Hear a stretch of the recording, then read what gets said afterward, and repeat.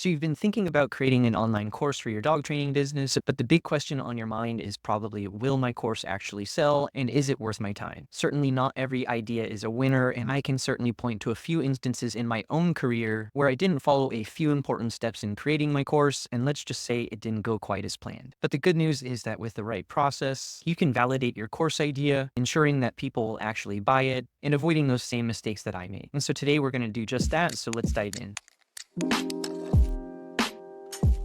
So step one of creating your online course is validating your idea. Does your course solve a real pain point that people are willing to spend their time and money on? Can you clearly communicate the value that you're delivering in your course? And most importantly, is it going to be worth your time and resources in actually creating the course? To figure this out and even better, get real-world examples from your clients and how they're actually struggling with your specific topic. Here's a few different things that you can do. Number one is ask your audience. You can post a poll on social media or send your audience an email asking them, what are your biggest struggles around said topic? And another question I like to ask is, what has kept you from actually taking action in solving this particular problem? Now, you're probably going to phrase these questions a little bit differently than I have here, and maybe you can even think of a few additional questions you can ask. But the important thing here is getting the language your clients use to talk about their specific problems. This will help you fine-tune your marketing message, and it might even mold your course too. So for example, if you're finding a reoccurring theme with your clients is that they just don't have enough time, then maybe that changes your course content so that you're making the course more precise. And maybe it also changes your marketing message to emphasize the ease of your course and how little time they'll need every day to work on it. And number two is talk to your clients. Now, this may feel obvious, but just having conversations with the people that you're actually working with on a day-to-day basis can really help you in molding the offer that you're putting together. And another trick here is that you might even think about going through your inquiries to see how people talk about their problems when they inquire to you. The people that are going to be most likely to purchase your course are the ones that are ready to take action. And so by talking to people who have already gotten to that point, who have already made the decision to take action on their problems, really understanding what got them there and what was that tipping point for them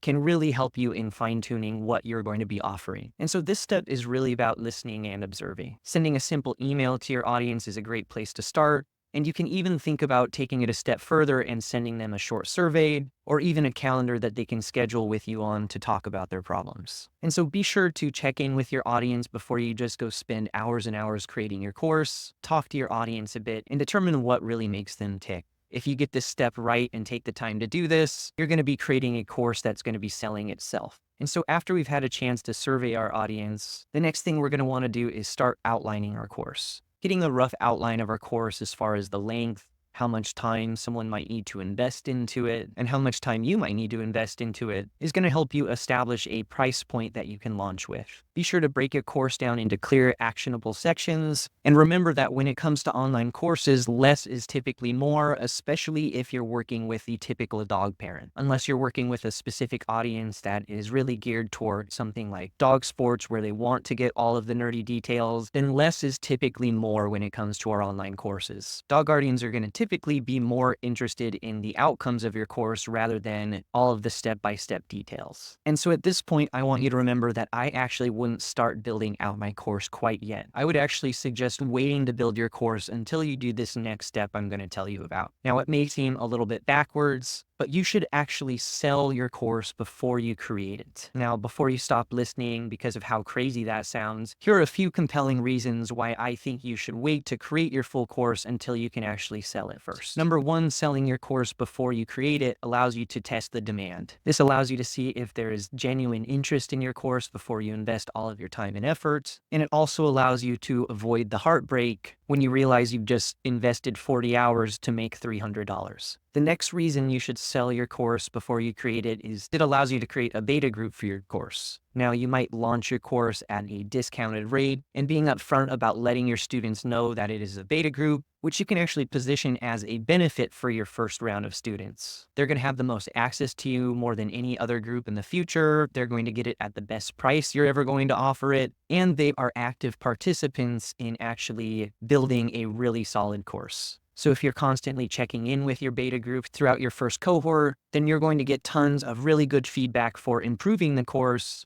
And often people want to help. They want to be included in awesome things. So if you're giving them that opportunity, it makes your course that much more attractive. And the third reason I think you should wait to build your course until you actually sell it is that it allows you to generate some income up front. The revenue from your initial course can help you maybe market your course for future cohorts, and it takes a lot of the risk out of creating a course not knowing if it's going to sell or not. Now, you might be asking yourself, so how do you pre-sale an online course that you haven't even created? I would suggest starting with a landing page where you can actually take payment for your course. This can have an explanation of what someone will learn in your course, how they'll benefit, and what they'll come away knowing. This landing page should clearly state who this course is for, and you should also plan on speaking to the objections someone might have about taking your course. So again, if a barrier for them is time, you might be mentioning how lessons are short and easy to consume, and that they'll only need to work with their dog 5 minutes at a time, several times a day, for example, or anything else that might be preventing them from actually taking action on this specific problem. And once you have your landing page to actually sell your course, we can use social media and our email list to spread the word. We can set a deadline to create urgency, and in our marketing messages, we can speak to how our beta group is going to have the greatest say in how this course actually turns out. And I would also suggest on this page that we're also giving them a date at which the course is going to start. So if you're pre-selling this course, you should plan on having a little bit of time between when you actually sell it and when the course starts. That'll give you a little bit of time to at least get started on the first module so that you can start working on week 2 while week 1 is in progress. And so once our pre-sale is successful, it's time to deliver on what we've promised. It's really important that you over-deliver, especially for this first cohort, so that you're able to get testimonials and feedback to improve the course moving forward. By creating a beta group, this also takes the pressure off of us in actually creating the perfect course. So if we're communicating to our students that this is indeed a beta group, they're going to be much more forgiving about tech issues or anything else that might be encountered when initially launching a course. But that said, the trick with your beta group is to really treat them like rock stars. If we're over-delivering on what we've promised, we'll have a group of raving fans who readily recommend you to their friends and family. And so there you have it, a simple and proven way of validating your course idea. Remember that the key is to start small, listen to your audience, and keep improving on your course. The best online course creators have their audience involved in the actual creation of the curriculum and how it's taught. And so I hope this episode gave you some ideas for actually getting started on your online course. And if you're ready to take the next step in creating your first online course,